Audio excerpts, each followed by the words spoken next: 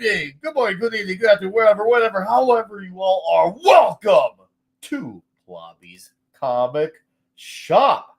How are you guys doing tonight? Do not mind my lack of camera on tonight, okay? I apologize as allergies are beating the living hell out of me. So don't let my energy fool you. So, however, I'm still going to do my absolute damn best to, well, maintain composure to probably be a little bit of a shorter show, but we'll make it good while I have you guys and some of our other dudes get here. But how's your guys' week going? Seriously, how is your guys' week going? Let's acknowledge our faces. I see Vince Womack over in the chat on Rumble. What's up, Vince? I am so happy to see you, sir. And yes, of course, that's a sign that we are dual streaming on Rumble. Let's acknowledge our faces here on YouTube as well. FKHC 2005, Vince again. Madhouse Retro Gaming, what's up, dude? How you doing, Steven M. Kellel? Mohammed Sam, what's up, dude? D-Bud Martin. Fenrir's in the chat, but not in here. Okay, he's here somewhere. And it shows Christian Delore must be lurking. What's up, Christian? How's it going, dude? Probably just lurking. I got you, buddy. Hopefully you're here soon. And then backstage, now in front of us, we got Pablo. Howdy ho! Hey, what's up, man? Oh, outside of allergies beating the hell out of me, I'm doing actually pretty good despite that. It's not the worst thing that can happen. It's just really a very major annoyance I should have to be dealing with while streaming. Oh, okay. Oh. But we'll manage a good night of it still. We're not gonna just not have a show. We're still gonna have a good time and still enjoy it, still geek out, still be dudes. Is that right? Dude, there's a lot to geek out of late. I have been just going back to the past. I finished Invincible again. Nice. I still haven't got there, but I'm gonna make sure I have it done for sure next week. Okay, I'm gonna make sure I have a fair amount done. I've kind of like set a goal for myself. So Nice. I gotta make sure I do this because Pablo's gonna be eventually expecting out of me. The least I can do is try to at least give it a shot, even if I don't fully succeed. But if he sees that, he's like, okay, this son of a bitch here, he got some reading it. He gave it a very valiant effort. I think we can definitely at least have a good discussion off a valiant effort. Would you agree? Oh, absolutely. And hey, Fenrir. No, go ahead. Hey there, boys. How are my two favorite schnozzles going? Fenrir is also into Invincible, so dude, can you agree with me in this? Is the ending rushed or not? I'm sorry, what? Of season 3 on Invincible. for the comic. Yeah, for the comic. Is the ending rushed or not? The ending is super rushed. Yeah. Thank you. I have never, ever, ever gotten to that point, but now I feel like I have to. Maybe we'll have to do like an Invincible session. Man, now I think about that, I wish Clobby is here for that because I remember he was a big fan of the Invincible comic. That was something he really loved. That I think he jumped off somewhere between issues 100 and 110, somewhere around that. I know he made it quite a while. He said he started losing interest, but he really loved that comic. That was when he was going through. Yeah, there were parts of the comics where the interest was kind of dying out. Yeah, No, around that part, Margot made slow Cosby, if you get what I mean. Yeah. Okay. Hey, Nick, do me a favor. I just sent something on the private. Please put it out there on the chat for everybody to see. It's a link to something I'm making. Dyson. Put in the chat right now for you, Fenrir. There you go, dude. That's Fenrir's Ko-Fi link, guys. If you feel so obliged to look at it, like, hey, I'm gonna donate to the Ko-Fi. So no, it's all good, man. Happy. It's a sample of my project. As a matter of fact, you guys check it out. Yeah, I have not had a chance yet. Pablo, did you? Yeah, I didn't finish it. I'm pretty close though. So dude, you got a future.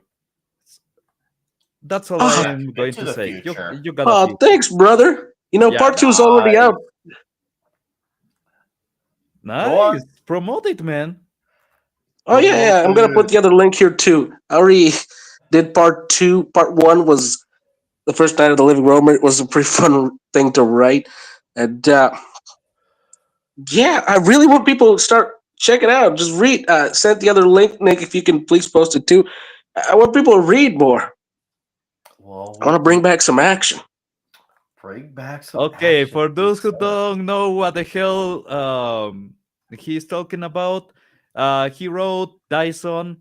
First chapter, he already kind of passed around that one. It's actually quite interesting. So Dyson number 2 is out. Yeah, put the link there in the private. You could put it out there. I'm doing it I just really want a lot. right now. Thanks. I just doing really it. want a lot of people's thoughts on this because I really want to know if it's any good for the folks. Yeah. Part No, 1 and it's 2 good. because I really want this to get off the ground, man. Hey, it would be great if that could happen, man. Seriously, Oh, that yeah. would be freaking diabolically huge. I'm only doing it in writing style because I'm poor right now and I can't make a comic, so I need to get attention on this so I can make a Kickstarter and make it into a comic book, man. Dude, Oh. just promise me when you do the corn parody, you'll add my name in the credits. Okay, I'll do that. Thank the Pablo. Thank the Pablo. For he wants the credit that he deservingly deserves. Thank you, Vince. He's posting on the Rumble chat as well. Appreciate that, dude. Vince, it's so awesome to see you here, man. It really is. I just got done actually before the show reading G.I. Joe number 5 from this week. And dude, it is a banger of an issue, man. It is action galore. And especially like if you've been reading since the solo series of Duke and the one from Cobra Commander, it definitely feels like it's, I feel like, a greater reward as well. And there's some nice like, oh crud, I expect that to happen. It is fun, dude. And it's brutal too. It is a very brutal issue. It was I'm good at bigging my I said I was getting big of myself and I did it. Nick liked the comic so much that he disappeared. But dude, just like this whole pedal spread here with the Yojo and these characters are just look, you can see the gunshots and knives going on, dude. It is freaking badass. That's actually I really good loved paneling. this issue.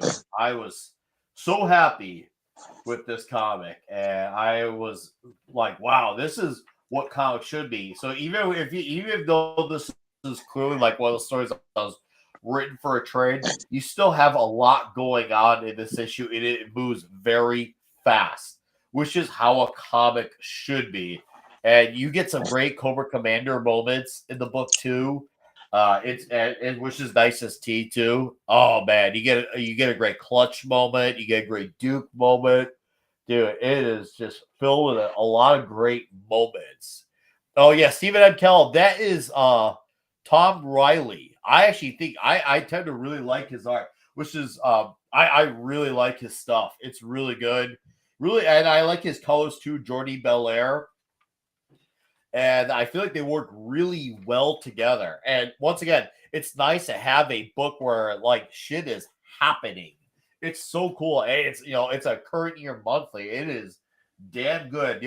I hear from like my peers, like my comic peers here on YouTube. Oh man, Joshua Wood says, his DC stuff is not doing good, but when you read his stuff at Image, it's all kick ass. And so it's like, okay, so I know as a writer, he's not the issue, but clearly maybe he gets to really unleash the full Joe at Image, whereas DC, he must be under some constraints or something. But dude, it is a really great monthly book. Steven, if you haven't been reading G.I. Joe, you should. It's only 5 issues in. It is so fun. And Vince pointed out, yeah, he's been reading Void Rivals. Void Rivals has been awesome too. Void Rivals has been great. I've been I'm gonna enjoying be honest. I've never that touched a book, too. single issue of that book. You should. You really should, actually. Void Rivals has been a great time. I love it, and there are connections too between the Joe and Transformers in the book, and it's got original characters as well that kind of establishes its own lore as well. Hmm. So it really feels like its own thing, yet well being interconnected. So I am loving this Energon universe, even though that's now, especially now that we're 18 issues in of Transformers, it's nice to say, holy crap, we've been going this long, and these books are still awesome. We've had only one dud in that Scarlet series, and that's it. Everything else has been, coming up Millhouse, which is, hey, that's a good sign, man. That's a damn good sign. Still no Stink Eyes though. Still no Snake Eyes, but we are finally getting in Transformers and also the Energon U together. We're finally getting some Megatron. So Yeah. if that's that, you gotta look at it that way. Like they're building towards a lot of characters, and I'm good with that. If they're like saving these characters for unraveling, I'm okay with that because especially where it's issues where shit is just like going off the rails, not being at a Yeah, but I'm just gonna snail's pace. say the buildup is kind of killing me too because look, it's Megatron. Yes, they're doing that. He's wounded in the moment and still needs to heal a bit. But come on, we've seen what just guys like Starscream can do. Imagine what Oh, Megatron's gonna do. dude. He's gonna burn the freaking Earth, scorch Earth style, man. Speaking Second of he's healed.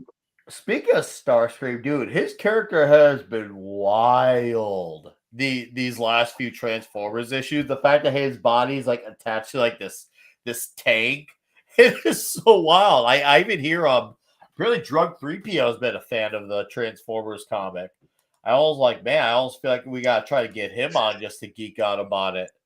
But it's so much fun to have this like universe and have fun with these characters. Obviously, they're familiar characters, but it's fun to have this investment and know that we're still getting it this far in outside of Scarlet, which luckily has not really affected any of these three stories at all. At all. It's almost like it was a fart in the wind and we never heard from it again. You know what? I'm very damn okay with that. Seriously, full stop. I'm damn okay with that. They are How not. can you not be? Yeah, they are not in a hurry to just basically trash the fandom. They still need the money, they need the eyes, they need the people talking about it. So yeah, Scarlet might have been the quota issue, but that was it. I think that was it because Transformers haven't had any of that shit. Cobra Command, yeah, Cobra didn't Cobra have any. Commander is a great Yeah, yeah, yeah, miniseries. yeah. Yeah, we Uh, should read that cool about that. yeah, Joe haven't have any. I don't see much of it really in Uh-huh. anything on the Energon universe. So yeah, Yeah, I know. It's the build up to. I get these comics are the whole build up to get us to the phase where it all is in the cartoons and all that kind of stuff, like in the whole full scale war thing. But still, well, they kind of have. hurts Yeah, yeah, yeah. But waiting. they have to be alive because basically you need to know exactly what level of technology the Joes are gonna have, and it's going to be Energon based technology. So it's gonna be crazy. You are seeing a lot of experimentation with Cobra with Energon, so there's something bigger coming. Yeah, They are almost at the space age level technology. yeah, but I'm kind of a little bit sad. What one thing they're not keeping to the old continuity that. There was always this crazy theory that the GI Joes came first, and the Transformers G1 takes place like 20 or 40 years later. Because of Well, the old Snake episode. Yeah, when you continue off on our continuity, that's your greatest strength, but also it can be your greatest weakness when it doesn't work in your favor. So I don't necessarily blame them for doing their own thing. I think that's a very fair game to do, especially when these characters are still acting in character, they're still being badass, the books are still fun, they're still very entertaining. So I can forgive those type of things. So it's still a very respectful property on all sides. It's nice to have that. It really is nice. So if that's the worst of the issues, that's Dream World of the worst of your issues. We always say we dream of a world where those are our worst problems. And well, I guess here we are, at least with the Energon on You. We'll probably never get that again with Marvel and DC. Probably never again. But at least we got that here with the Energon on You. Yeah. I see Muhammad say, I'm reading this Doctor Strange. Oh, dude. Oh, you are treading on very Cool. wild water there. Seriously, that's water that Superman cannot walk on. I want to hear your thoughts as you go through that shit, dude. You are Talking Ooh, about hearing your thoughts. Has anybody on the panel or on the chat already gotten into Shadow of the Golden Crane, the new Hellboy miniseries that they are making? Does no, No. not anyone know if yet. it, yeah, I've I've heard of watched. it, but haven't actually got much of a chance of getting is into it. it good? Does anybody knows? Isn't that the one, the Golden Robot or something like that? No. The one with the big ass robot was actually really fun. At least Okay. the first run was really fun. No, they are releasing. I think they released last week an issue of Shadow of the Golden Crane that is a new miniseries with Hellboy. But I don't know if it's good. I haven't heard that much. People are not talking about. And with Hellboy, that doesn't give me that much confidence because some of the Hellboy issues are the most talked about, and that means it's good. And then the issues that nobody talks about are just, kind of meh. But Yeah. this is going to be one of four, so maybe they have good compression and they have a good story. I don't know. Uh-huh. Uh-huh. I wonder. I haven't heard anything like good nor bad. So maybe Yeah. it could be a sleeper hit that we're just not aware of. And I'd like to know because if it is good, I'd like for us to read it and well, kind of talk about it. Would you say? You know what? I'm going to read it, and if it's good, Hey, there you go. Well, then there yeah. you go. That's homework for next week. We could talk a little bit, at least get to at least the first issue of it, and then have fun with it after that. I think that would be awesome to do that. By the way, really quick, I got not just give mention to my guy Steve Mitchum in the chat. Steve, dude, shoot me an email, man. If you go to my YouTube tab, it'll give you my email. Email me, and I will send you my phone number. Okay, because I know when I land, and I know when I'm available for dude time. So I'd like to meet you, brother. I want this to happen, and it's gonna happen. We'll just say it's gonna freaking happen. I don't know if you want to go get a bite to eat or go to Torpedo Comics. If you want to go to Torpedo Comics, we can do that too. I hear they got good back issues. It's run by the drummer of System of a Down as well. So that's like best of both worlds. Apparently, it's like it's the local comic shop of Vegas. So just throwing out ideas there, man. Just throwing out ideas. I feel like it'd be very fitting if two gentlemen like you and I went to a comic shop. I don't know if Maddie's been to a comic shop, but it'd be cool to say, like, hey, she went to the big guns in Vegas. That'd be cool to say, for bragging rights, Why not?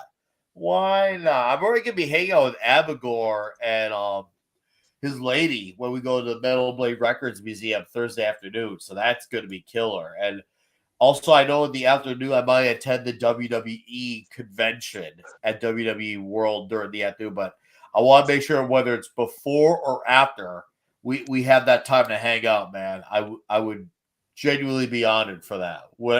Whatever bit I could get, whatever it is, dude time. So it's kind of like Mad. Oh, speaking of Mad Mardigan, I had to make him up mad, even though it doesn't pertain to Mad. Guys, you guys, I gotta show you something. So some of you may have seen my post about this earlier on Twix. And for those of you who haven't, well, good. I'm glad you did, Sailor, because you could be shocked with me together right here at this moment. Because, guys, brace your buttholes. Well, maybe you don't have to brace your buttholes. But sometimes I do wonder if things happen for a reason. I am a believer in Oh. fate. I do believe astronomy and the stars aligning. And then this happens. And this is the thing I mean right here. How? Okay, I see what you mean, brother.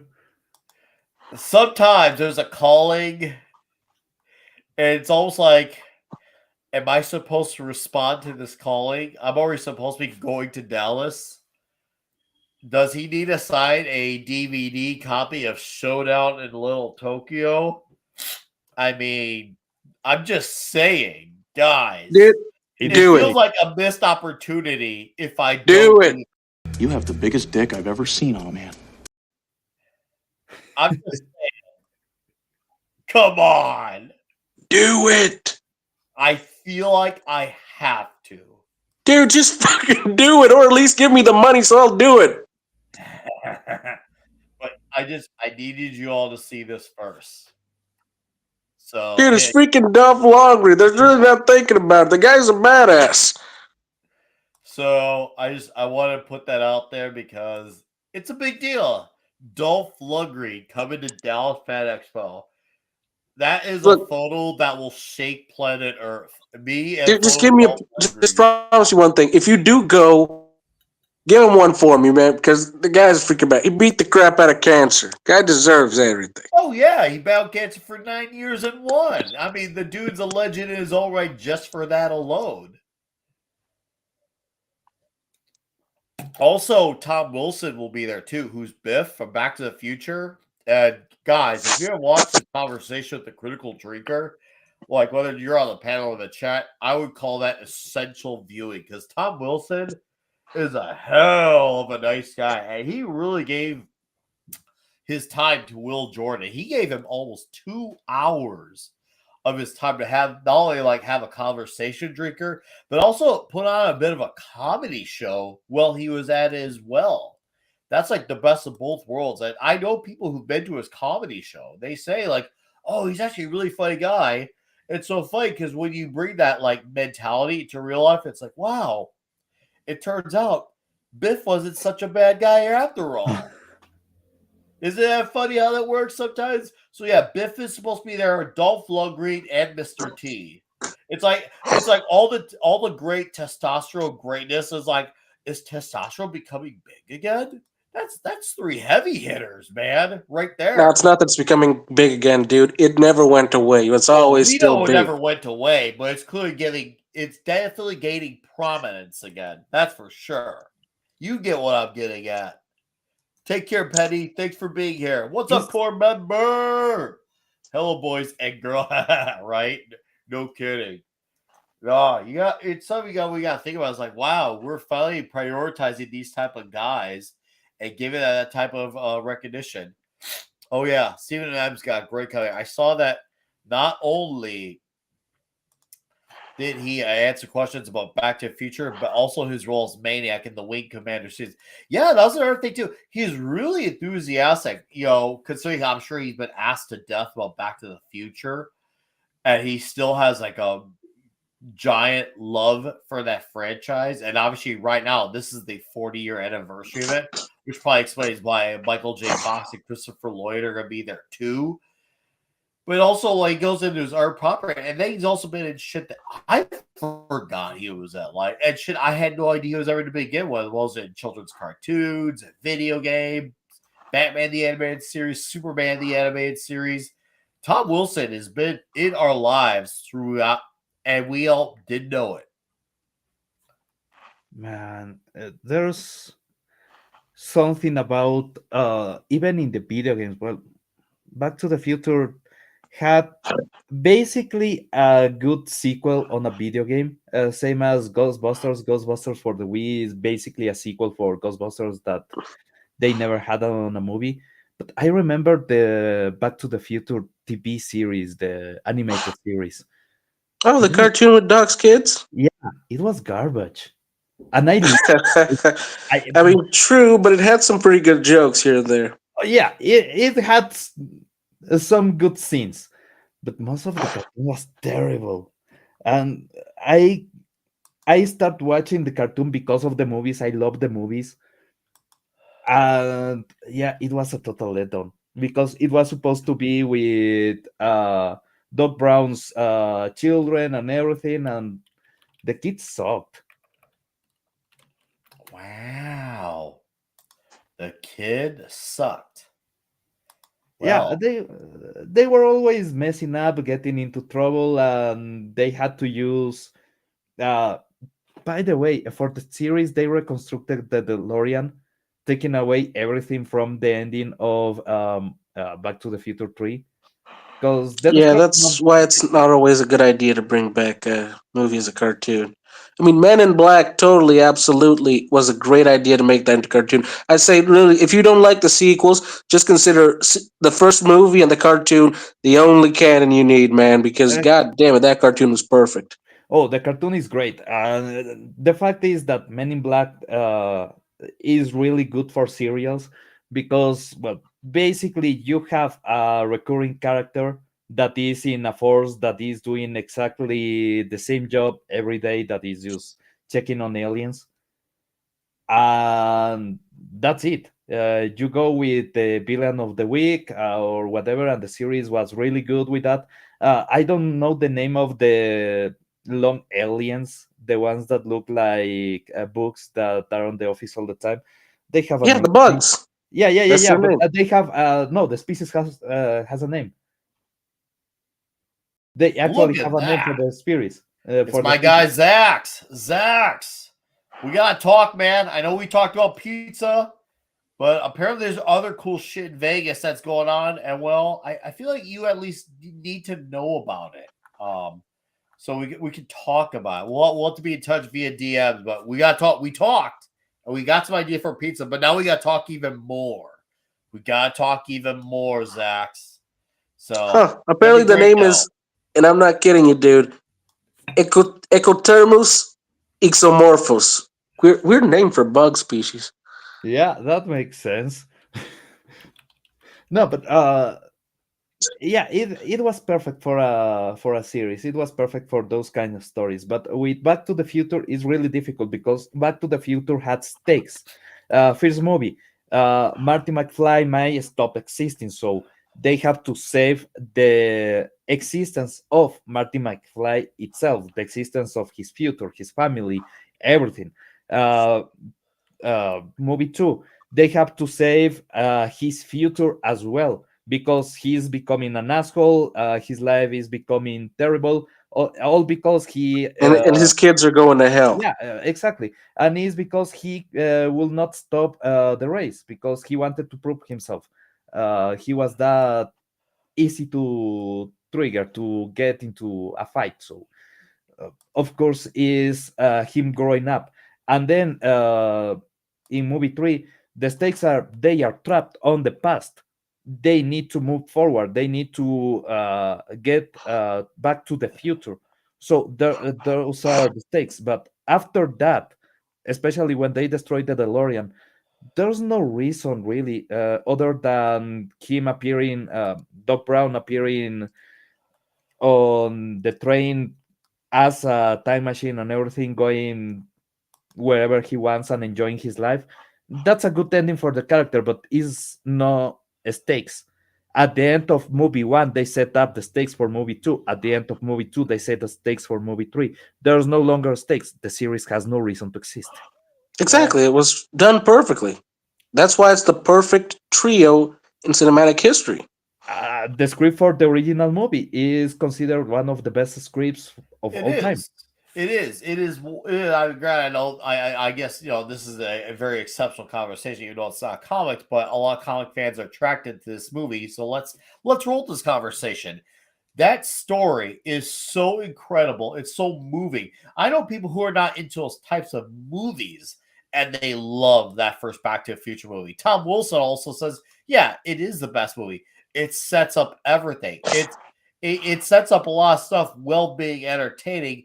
All the characters are memorable too. All the Yeah. characters are memorable. Every character has their personality. Every character has their charms. Every character has their little annoyances to them. They Even all have Einstein. yes, all the Einstein is characters great. are great. You and it's so quotable. My own kids love the first Back to the Future. That's just way before their time. They love that first movie. It is a rare gem of transcendency that Well, Back to the it Future talks to is. kids because a kid getting to see the parent as a kid also Yeah, is kind of an experience that almost every kid wants it's because unique. yeah, exactly. It's something that you will never get to see your parents as kids. How were they? Were they a bunch of rascals messing up and doing stupid shit? I'm Or pretty sure Morty is traumatized for them that experience for yeah, several reasons. but because his mom is a horn dog. Calvin, Calvin, it's written. Your name's written on your underwear. Oh, what a conversation! 1.21 gigawatts. Oh man,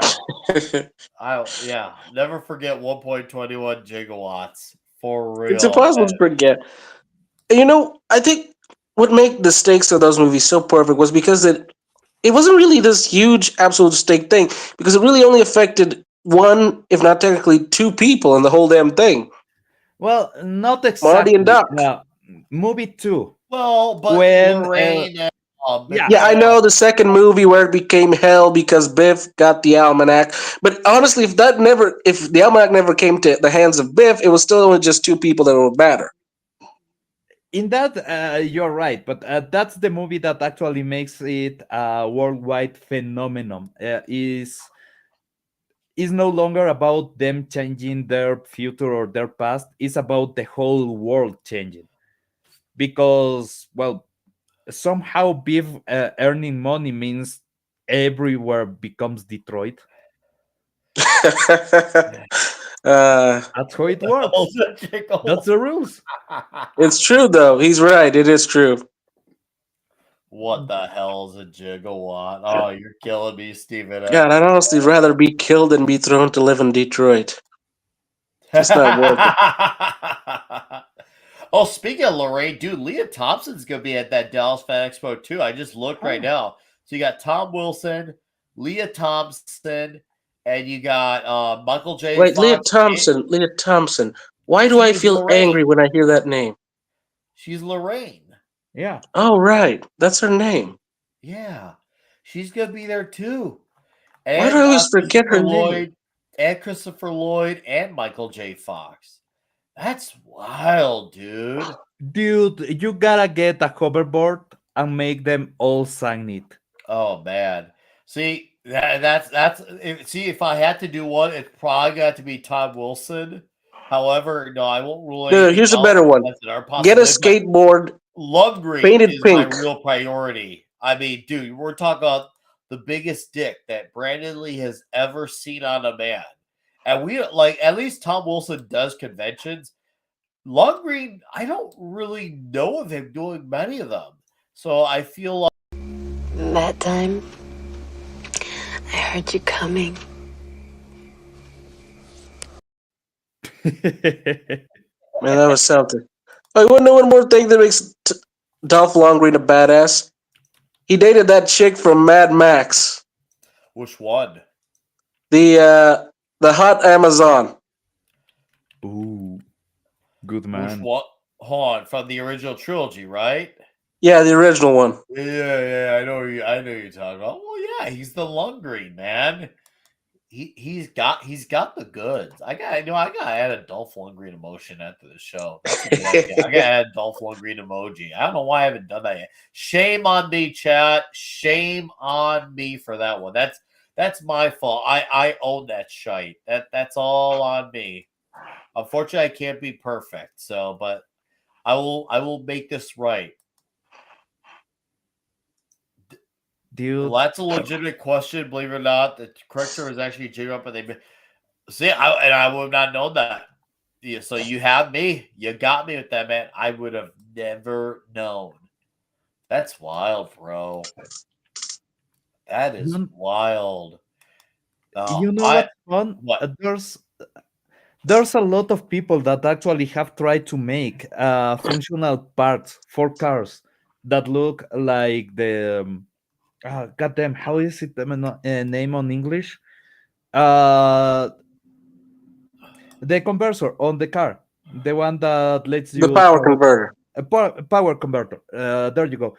There's people that have actually tried to make technology that looks like that for cars, just because Yeah, of I the actually movie. think if you guys succeeded for a DeLorean for here and there. Yep, they actually made a DeLorean look exactly like in the movie and work it electrically. Flux capacitor. There you go, flux I capacitor. cannot begin to imagine the number of guys with too much money and time on their hands who actually got one and actually tried to make themselves go back in time. DeLorean were cheap, man. The It's DeLorean probably car also terrifying to imagine how many of them managed to get their hands on plutonium and still tried.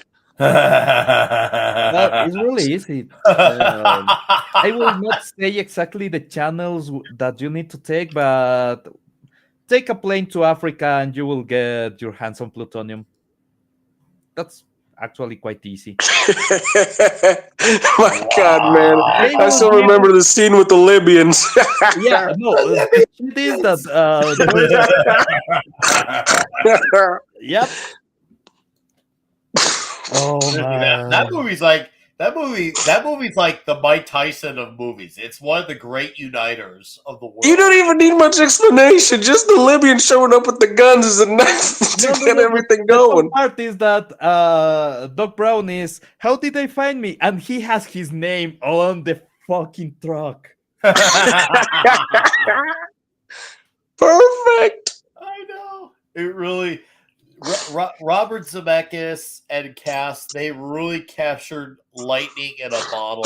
Yeah.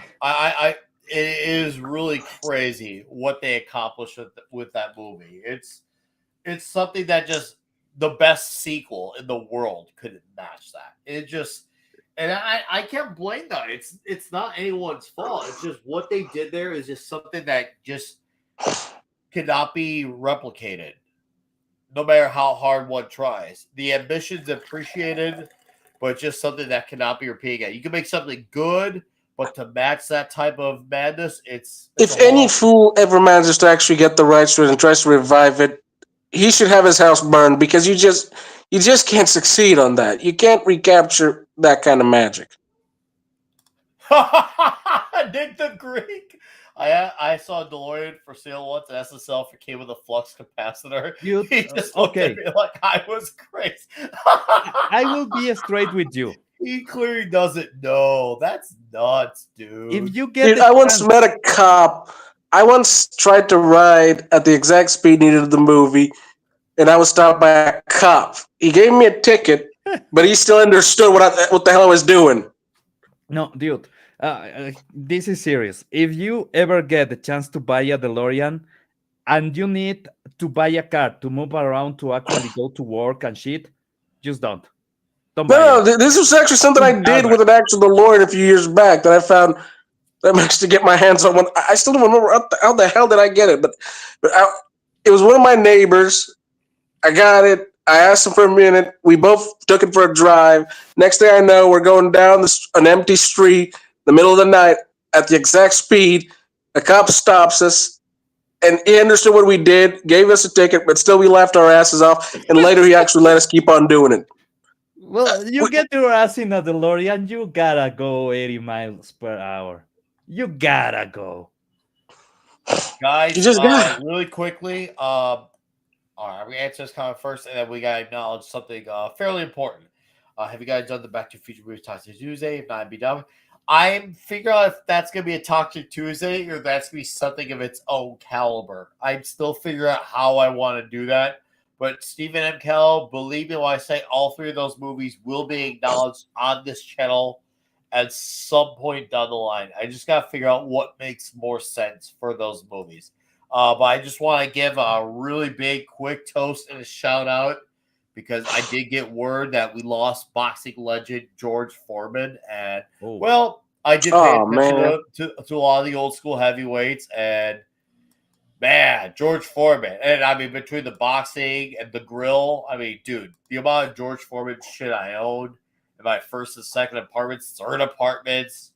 George Foreman has been a part of my life. Well, all my life. So the man absolutely deserves his acknowledgement. So to George, chat, once again, sorry, my allergies are kicking my ass. So just I am raising my glass. So Same here. hear that right there. To you, Mr. Foreman, and to your family.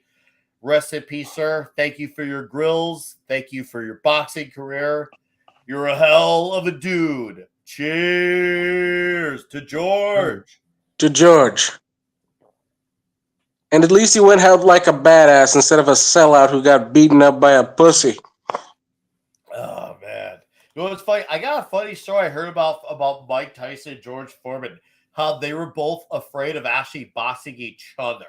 And this I'm talking about Mike Tyson in his prime. Muhammad said George Foreman passed on, sir. I just found out a few minutes ago. But both have been at apparently Don King approached them both about having a fight. And both of them were not enthusiastic at the idea. And once again, this is Tyson in his prime. Not enthusiastic at the idea. And Foreman wasn't either. And they were both apparently afraid of not thinking, oh, that guy would kill me.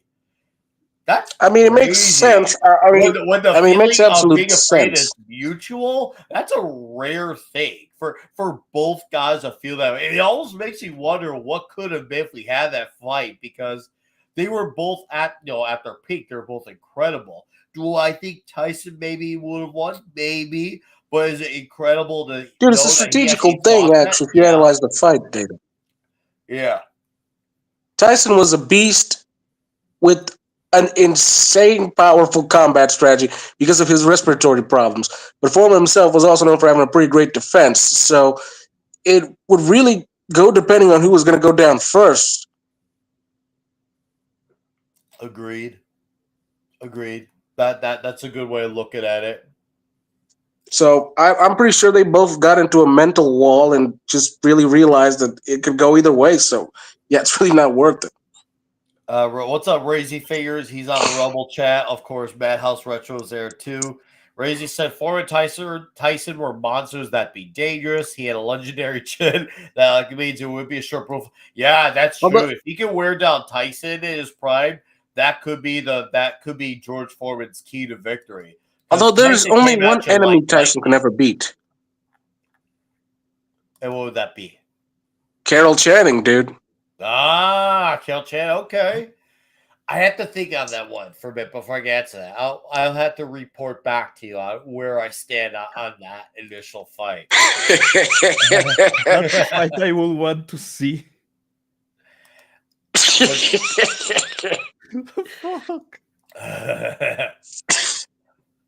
Fuck. fellow dudes.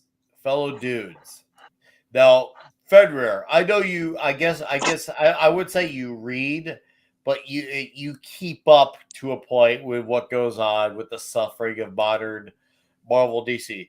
Are you going to be paying attention to what happens with Hush 2 in Batman? Are you just going to be like, no, Jim Lee's done? What are your thoughts on Dude, that? I'm going to be honest with you. I was not really a big fan of the original Hush event. I thought it was pointless and honestly was going nowhere. Wow. And a couple of years kind of proved me right because it never really went anywhere. Let's be honest, they're only doing this because they want the attention and the money from it. Oh, yeah. There's no actual thought of reason. It's not that they want to say a story. They just need the money. They need the money from it. Here's the thing. So, okay, I'll give you an idea. So, obviously, the issue starts next week, the Hush 2 story. Now, okay, I read Hush once, and Pablo, I'll definitely have your thoughts shortly. I'll go after I give it a go. I like the art. I like Jim Lee's art. To me, it's not Jim Lee's best art. To me, it's a lot of Jim Lee doing posters and statues type of art. The story, the mystery, and all was fairly fine. Poison Ivy stuff was fine. The animated movie that it's based off of, I hated the movie. I thought the overall comic was fine. I like Jeff Loeb as a writer. I do. as a businessman, whole other thing. What's up, Price Reason? Beefaroni. Oh, Bryce, how you doing, buddy? I watched your video earlier, dude. Good video on Zegler Snow Brown. Nice. Yeah, great Snow Brown video. That sounds really shitty, Snow Brown.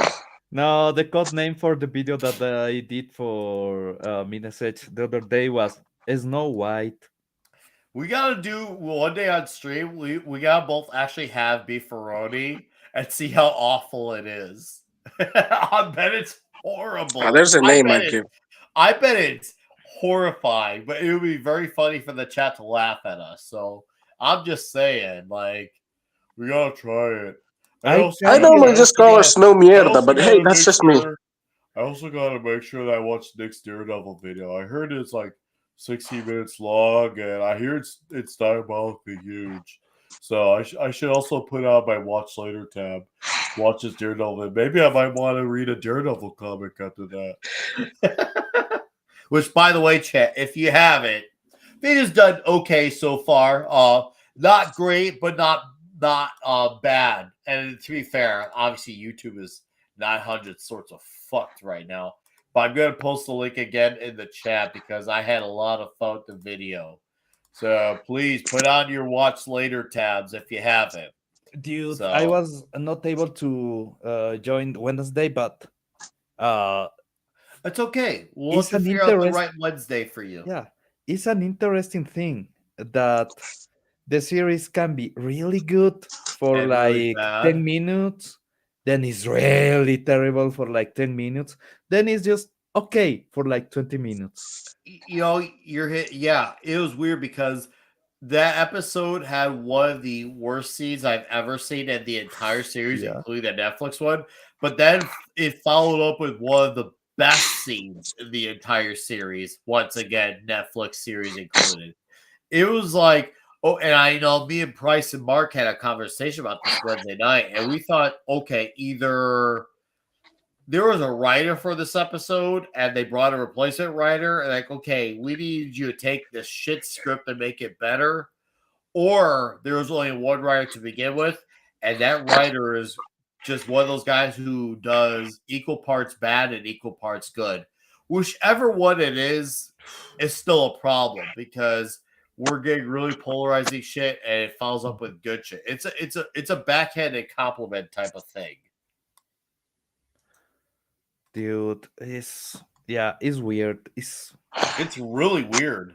It really is because even like I know there's some complaints about the Kingpin stuff, and I'm like, I'm gonna wait to form an opinion on that. But I have now that we had the ending that we have, I now appreciate the Kingpin stuff because to me that ending really recontextualized where he's going with the story.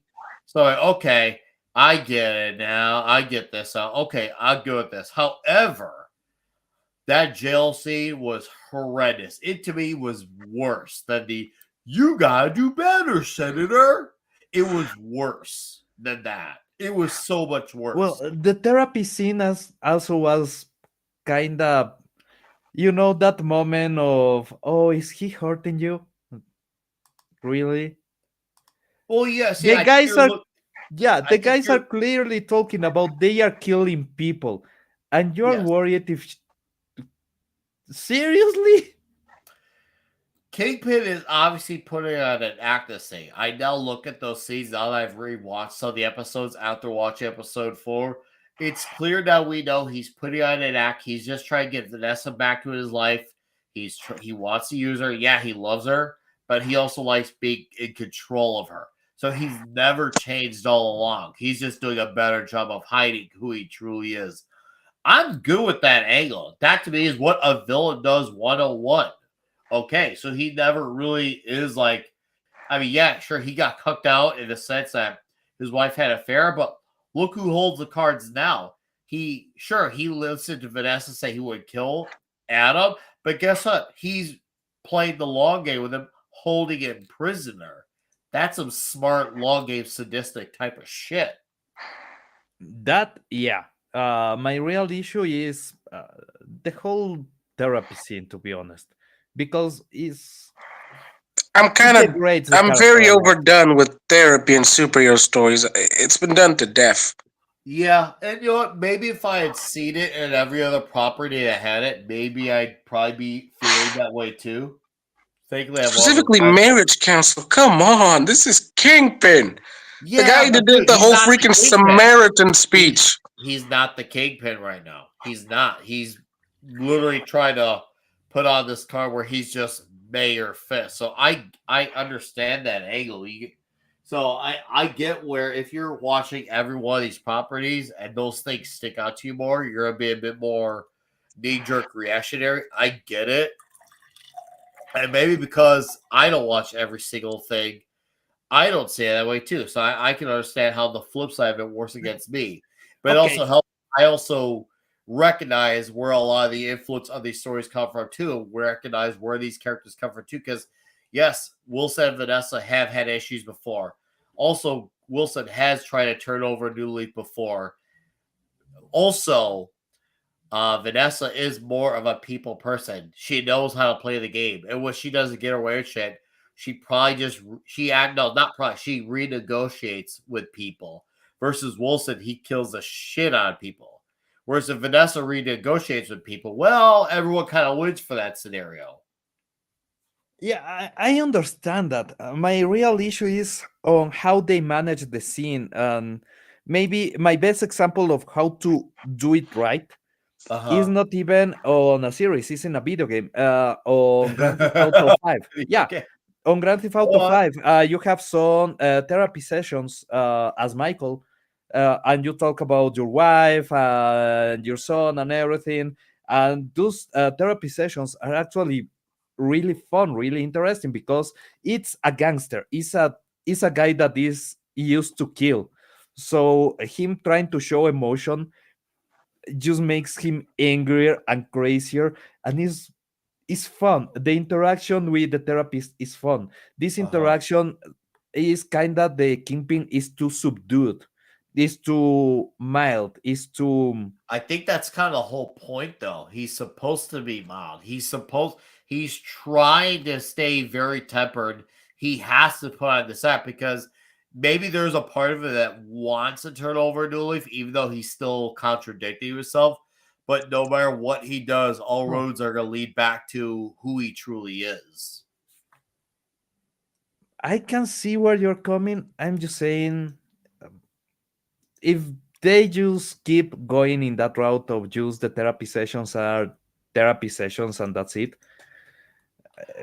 it's it's not going to end well. If there's a payoff I where, agree on that. I actually do agree on that. Go on. yeah, let's say the Kingpin actually says something that he regrets saying, and he sends somebody to kill the therapist Uh that huh. is dating Matt. So you have Ooh. there an extra layer of conflict.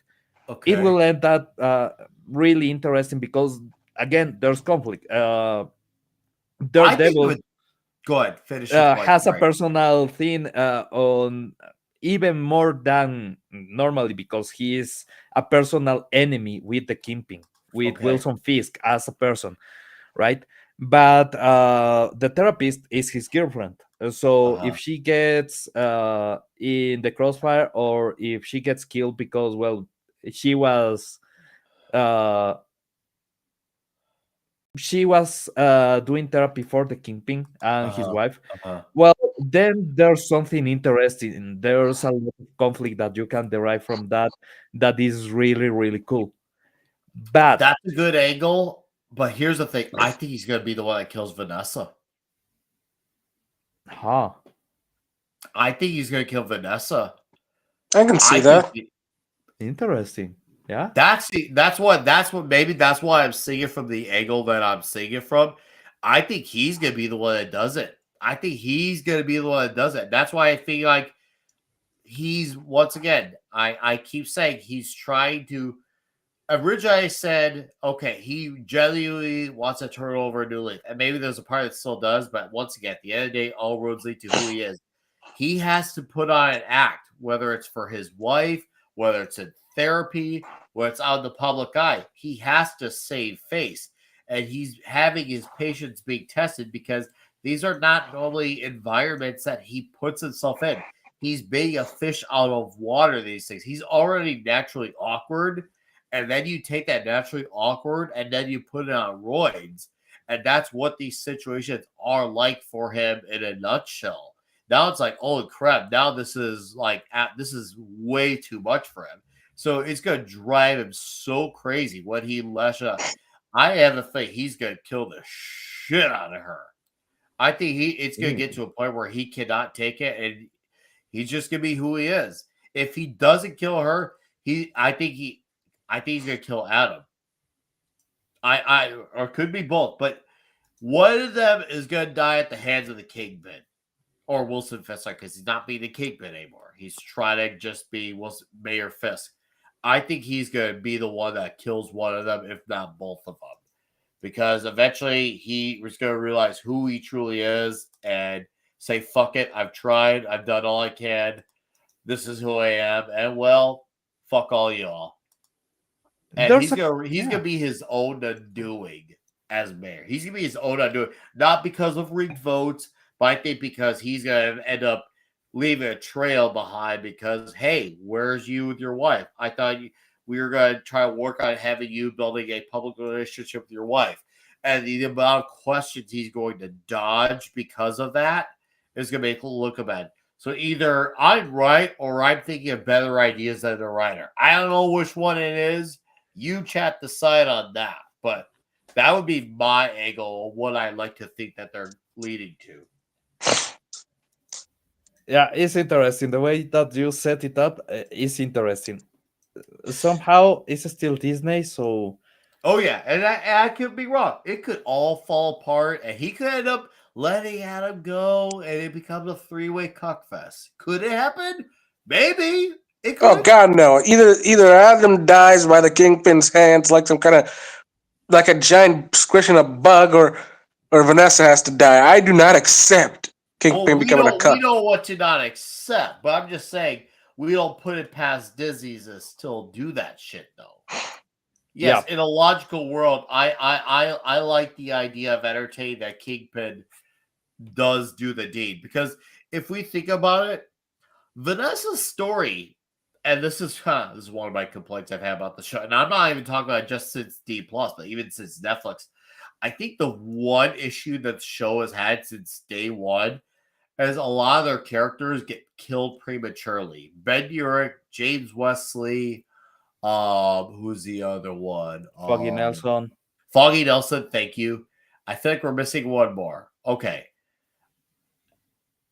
All their characters have gotten killed. Oh, Elektra. That's the fourth. Elektra. Oh, yeah. I feel like they've all gotten killed prematurely, and they've all been well written. I feel like Vanessa, I feel like we're close to the ceiling, if not at the exact ceiling with her character. I feel like we've hit the peak of her character. Huh. No, I see Price will be a mentioned move. that. I don't like seeing Fisk being cucked there. But see, is he being cucked when he's holding the guy prisoner? Is he being cucked when he's paying retaliation? Is he being cucked when he's also, well, putting on an act in front of people where he's trying to be, well, devious towards what he's No, but actually doing? he's Not really being still cucked in that regard. Now, Yeah, let's put this he's way. not If you getting let cucked. Adam run free and just never did anything, yeah, I could see it then, but he is doing retribution. he's not getting caught, but he's being emasculated when Vanessa betrayed him, and he's still trying to be the nice guy, apologetic, trying to change and all. But that's all part of an act. Remember, Yeah, he I know, wants to but he's control still her. emasculating. See, I think that depends on the scenario. If he was genuinely trying to get back with her, I would say yes. And maybe this is just maybe an agree to disagree, but to me, because he loves his anger, his angles of deception, and he loves being in control of her, I don't see that as a cucky. He just likes that he can control her. And to me, that's no one who gets cucked imagines themselves being in control of something. Once again, maybe I'm coming off a better idea of what the writers actually could. Maybe I just have a better idea. But to me, that's what I'm looking as. What may you know? For all we know, maybe he lets Adam out and he actually does end up getting cut. I'll be happy to say if I end up being wrong. Because at that point, if that's what happens and he starts like crying to Vanessa, he lets him off running free. Hmm. Well, then it's I think it's fairly say that is an official cuckoning. That's like undeniable cuckoning. Think about it. How is an abuser supposed to be a cuck when you're trying to take back control?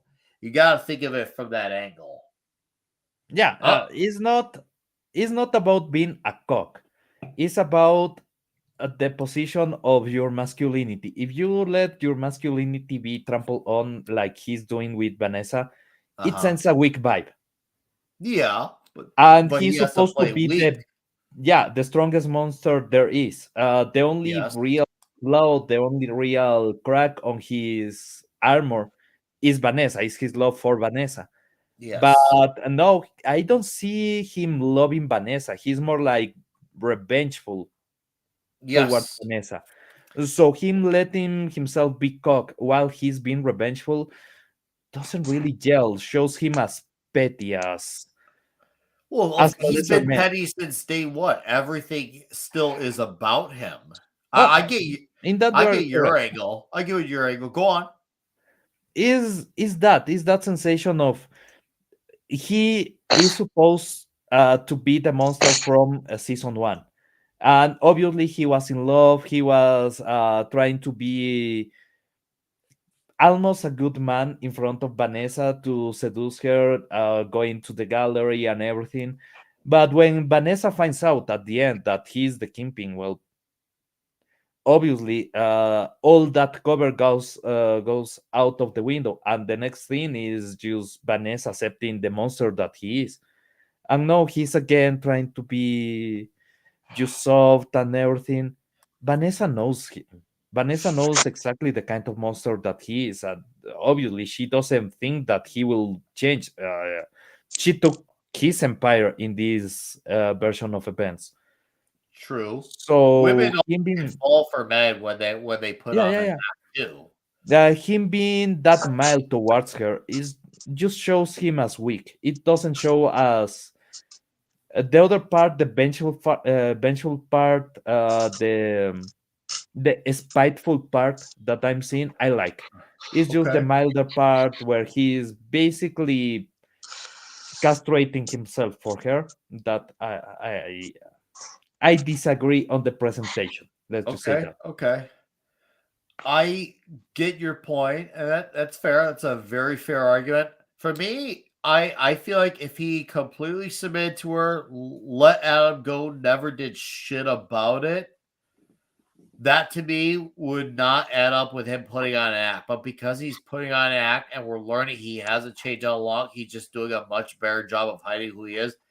I'm okay with him acting like he's being cucked because he once again he has to let her in. If he wants to win her back so he can control her, he has to play cards that he normally doesn't have to play to let her in.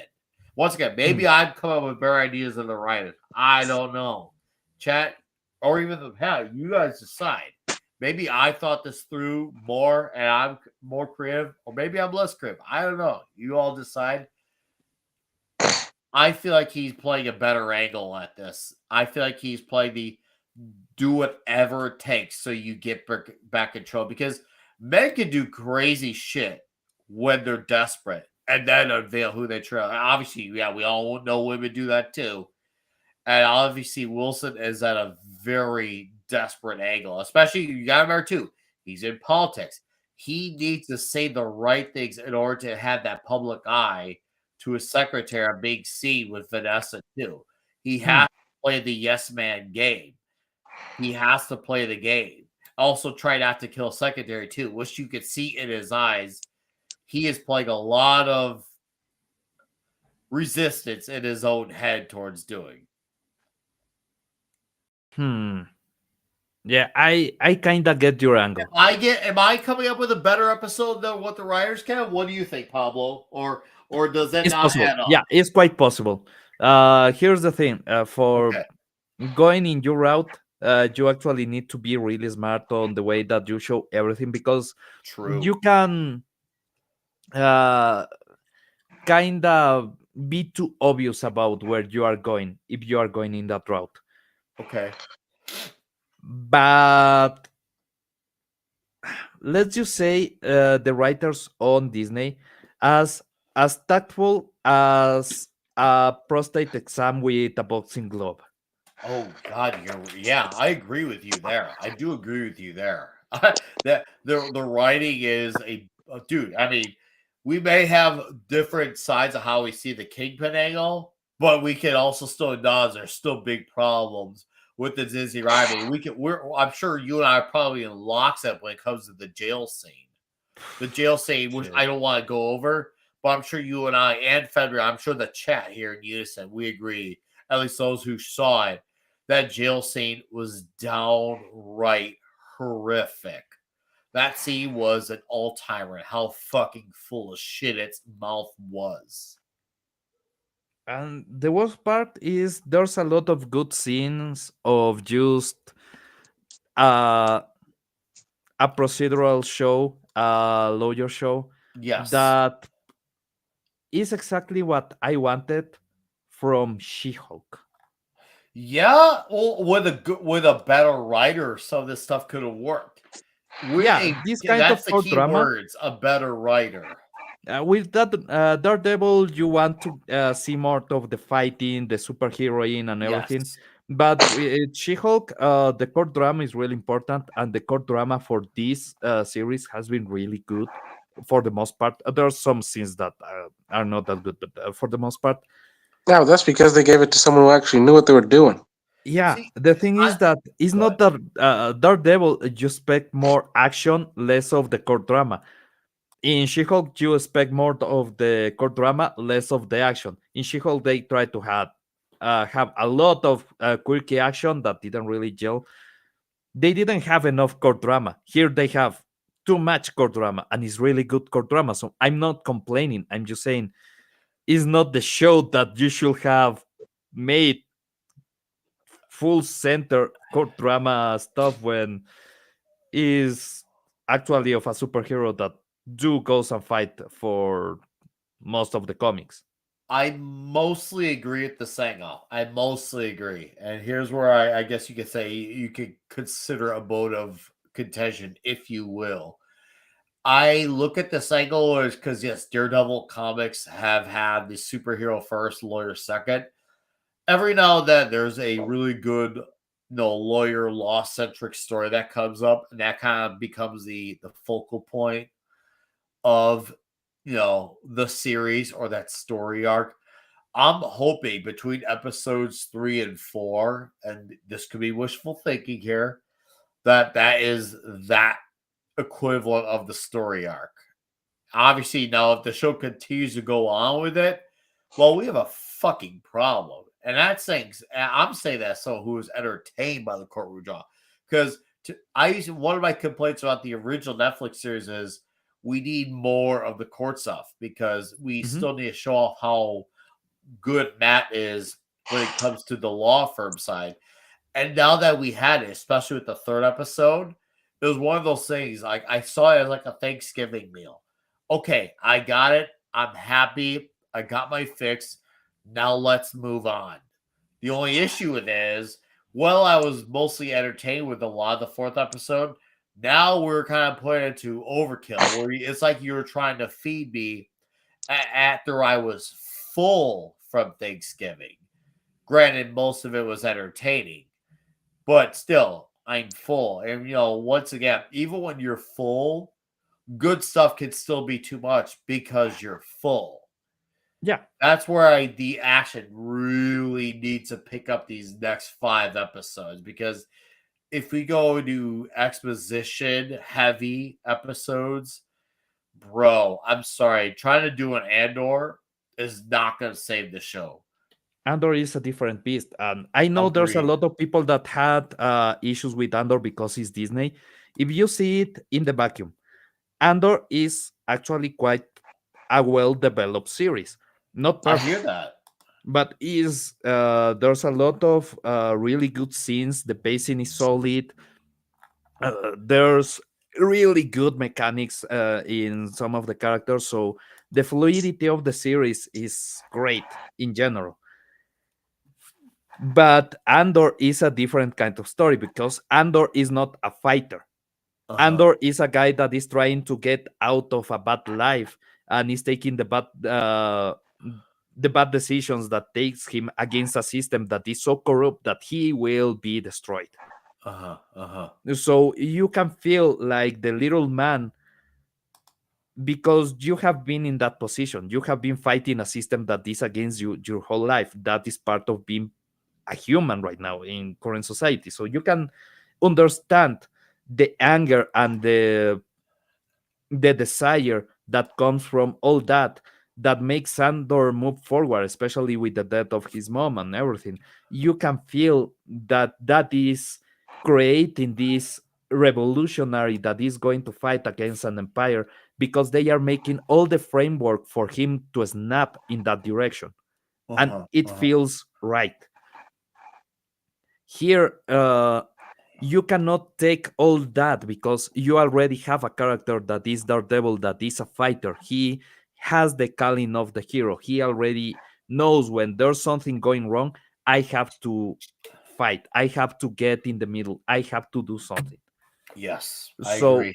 now it's just playing with that. It's just getting him in the situations where he needs to break this vow because of the death of Faggy, that he is no longer a vigilante, that he is trying to make the system work, where he understand that, you know, Yes, I the agree with system you. sucks. I knew it from the beginning. I need to do something. And you have the real superhero getting in the picture.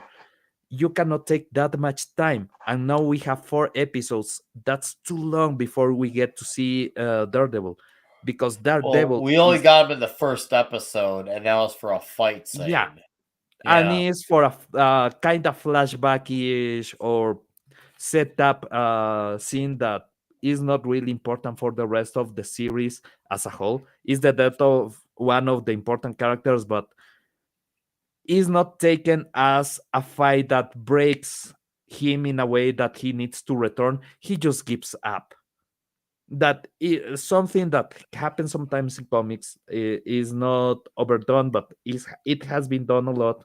I can understand where they are coming, but at some point you need to let go and admit that Daredevil is the titular character on the series, and you are not watching a series with Daredevil whatsoever. So maybe we should get Daredevil in the mix, right? Yeah, I agree.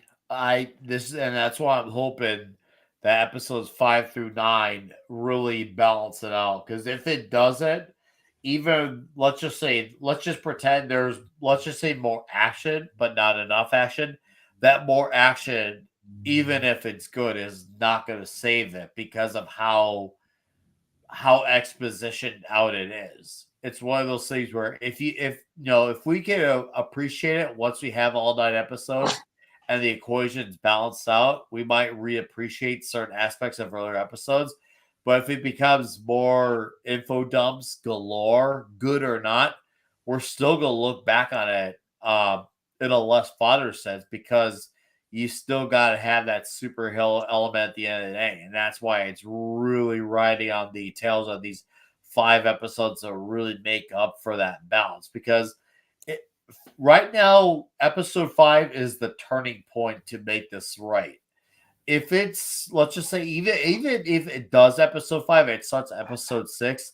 Episode 6 to me will be the definition of too little, too late. Episode 5 would be okay, you're treading water, but now you're balancing the equation and you're sticking with it throughout the show. Okay, great, awesome. But 6 would be too little, too late to me? What would be the cutoff to you, Pablo? 6 will mean that more than half of the series didn't have the titular character for the series, and that's Agreed. exactly what happened with Masters of the Universe Revelations. That they were pushing is a He-Man series, is a He-Man series. We didn't really see He-Man, right? Uh-huh. Here is a Daredevil series, is a Daredevil series. Daredevil gives up in the first 10 minutes of the series. Uh-huh. So there's no Daredevil anywhere on the Daredevil series. There's Yeah. Matt Murdock. And Matt Murdock is Daredevil, yeah, but he's not been Daredevil in the series. Agreed. I agree. And I get the journey. He's gotta like become Daredevil again. He's moving on from Foggy. And this is gonna be the weird part. Even though and that's gonna be a little bit contradictory, and I apologize for that.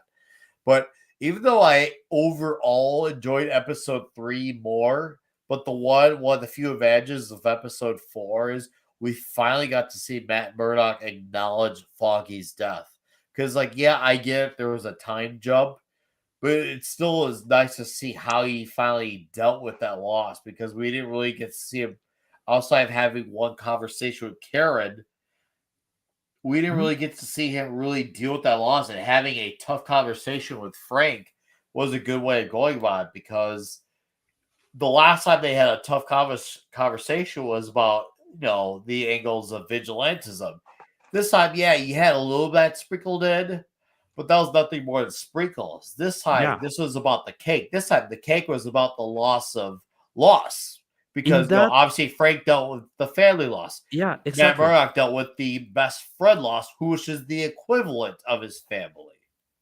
But also, that sensation of familiarity of history between the two characters, especially the way that that Punisher refers to Matt Murdock. Frank Castle refers to Matt Murdock because he is no longer Punisher, or he is not quote unquote being Punisher right now. He refers to him as Red. Yes, I And like that's that. from I the did like comics. that they kept that. I did like that they kept that. Yeah, but that's from the Oh comics. man, I remember the coolest scene in the whole damn thing when you guys remember the courtroom where when they had the Punisher on trial Yeah. and Matt talked to him and you could literally see on Frank's face as the pieces were coming together. This guy was Red. Yeah. Oh, Coolest scene in yeah. the whole damn thing. Good shit. It was really good shit. It really was. And it's funny, but the funny part is, let's just assume whether it's episode 5 or 6 that we end up getting a Daredevil show after that. Is it sad that that's still gonna be more than the Punisher was the Punisher in season 2 of the Punisher on Netflix? Yep. Yep. Because I think he was the Punisher for no more than 2 out of 13 episodes. Shit. Dude. Holy fuck. That's insane, man. Yes, Vince, there was a time jump, which I know seems like a lot of people are mixed opinions on Diego. For me, I was okay with it, but my only issue with it was it took too long for them to acknowledge how Matt had dealt with it. But now that we have seen Matt deal with it, I'm a bit more forgiving of it because I'm looking at as from the angle of okay, even though we didn't see how he dealt with it for a year, my perspective on it is after how he had that tough conversation with the Punisher. And I could be wrong because once again, we don't know we didn't see what he dealt with for a year. But I got the idea that he kept it bottled up inside and he finally let it out to the Punisher. I don't know how he did And that. If my best friend died, I will be spending my days in hookers and blow. You're right.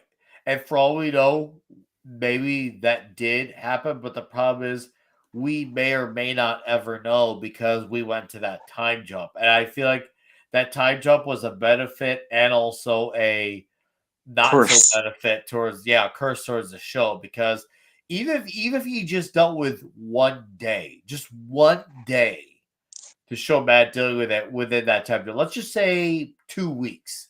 One day of the 2 week scenario, and then go to the time jump. I feel like would have been better. Sharp. Even if you showed one day, that would have been better. Just you could have added on an extra 2 minutes of one day, just 2 minutes, and a lot of And people could get yeah, the idea off of 2 minutes with one there's day, some and plot then holes do the there. jump, and then break. Okay, Matt was hurting, but now he's a bit better. But there's some plot holes there because at the beginning, he throws Bullseye from the roof and everything, and then the police comes to the roof, and they catch Daredevil. Yes. Then after the time jump, there was no legal action against Daredevil, nothing like that. He just went scot Well, free. there doesn't need to be because that one guy kept his secret. Sherry, remember? But they didn't really set it up like that. They are setting up like he's getting caught. There's nothing else. Even a policeman in that situation where he's in public and he's basically in front of a guy that tried to actively throw somebody else from the roof. There's not much that you can do even if you are a friend. You have to get the guy into custody. That's just it. I feel like no, I feel like that's a bit of a very realistic angle coming in. And I feel like when we're doing a show that has a little bit of a suspending your disbelief on certain things, it's hard to judge that type of angle because what's too realistic, also what's too fantastical. I don't know how I feel like on the angle because I personally can roll with the angle of okay, cop is up there. He could just say he ran off the roof. Would have been nice to have seen that, sure, but is that required for me to order to understand the angle? No. I'm sorry, not to understand it, but to forgive that angle. No, not necessarily. I can look past that type of thing. It's not something that bothers me enough to really make it a thing that goes against it. Unlike, let's just say, the jail scene. To me, I feel like 800 different angles could have, been used to have added context to that. No, it's really But I feel difficult like to add that type of concept to that. context was not important enough for me. For me, the context that I would have liked was the dealing with Foggy's death. For me, that would have been more important. I guess maybe that's a personal preference angle. I guess maybe that could just be a preference. Yeah, I get what you mean. Yeah. So maybe that could just be the preference angle or having them both because I'm one of those guys where not every single thing in the world needs to be acknowledged at all times. Sometimes if you can connect the dots on things, it's kind of like the whole, and I probably could be this is good Prime Warrior. Maybe people probably take exception when I say, but it's kind of like the Uncle Ben angle of the MCU. A lot of people think because they didn't see the Uncle Ben angle didn't happen, The Uncle Bengal? that they assume. No, I like My I English like is that fine. the Uncle Bengal. Uncle Thank you. We'll Bengal. call Uncle Bagel going forward. The Uncle Bagel angle. Uncle Bagel angle. I like that. It's got a good ring. The Yeah. Uncle Bagel angle. A lot of people thought because they didn't see it happen, it didn't happen. To me, that was never the case. It was the idea of the origin story, what happened. We're kind of moving forward, and They that have was the something perfect I scene. wish. No, they have the That perfect was scene. something I wish the Batman movies would have done. It was, it happened, but we're not going to talk about it for the 900th On time. Civil Now, War. if they made an outright angle where they said, spelling it out, yeah, this didn't happen. Well, then to me, Pitchfork should come flying. Look, on Civil War, on the movie Civil War, by the way, not Yes. the comic is quite different. They had the Yes. perfect scene with Spider-Man, with Peter Parker dealing with or talking about Uncle Ben Yeah. death. When he's in the room with Tony Stark, and Tony Stark asks him why, and he just says because when there's somebody in danger and you do nothing, bad things happen.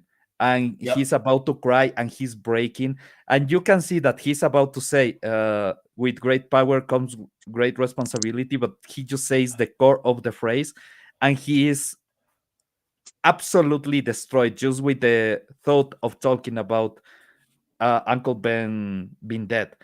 That is the perfect scene. You don't need to show Uncle Ben dying. You just need to show that the message was passed and that the death is so profound, so strong that it motivates the character to something greater.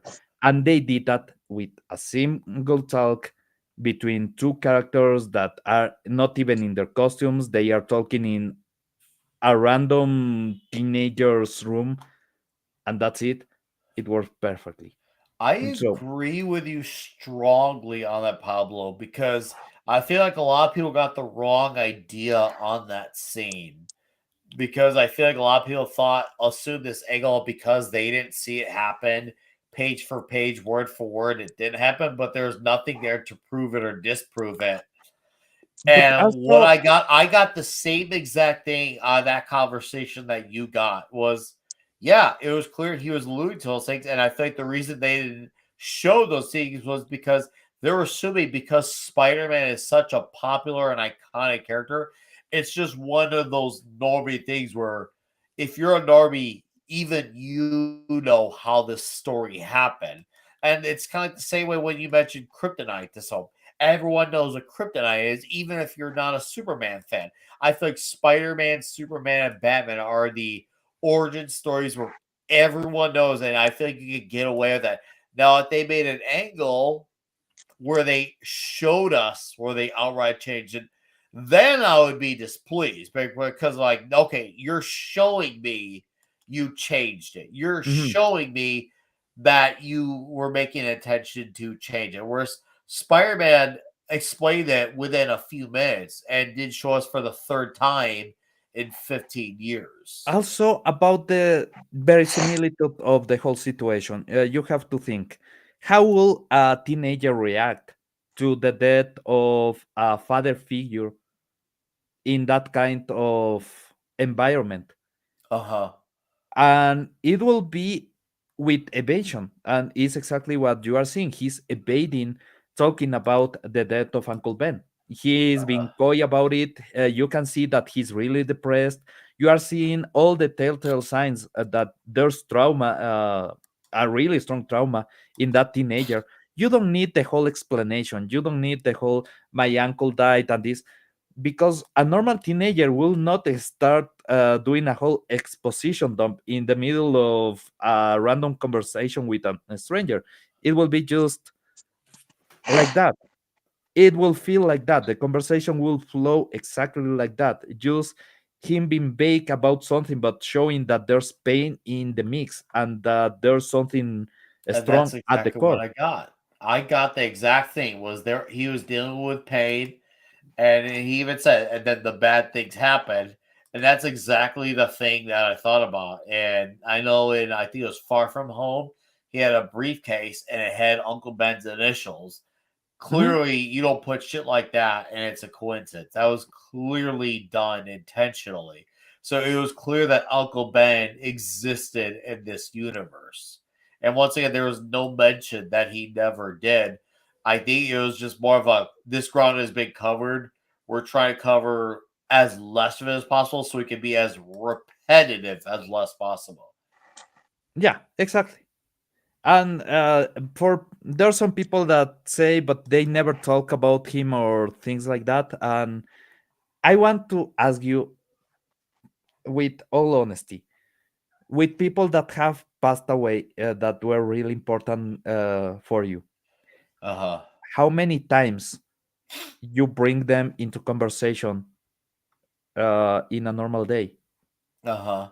It's Well, rare. that's an interesting angle because I actually, you're saying earlier I brought an angle that you never thought of. Well, now it's kind of flipped on me. I've never even thought about that angle. I wish I did, Pablo. That's a hell of an angle.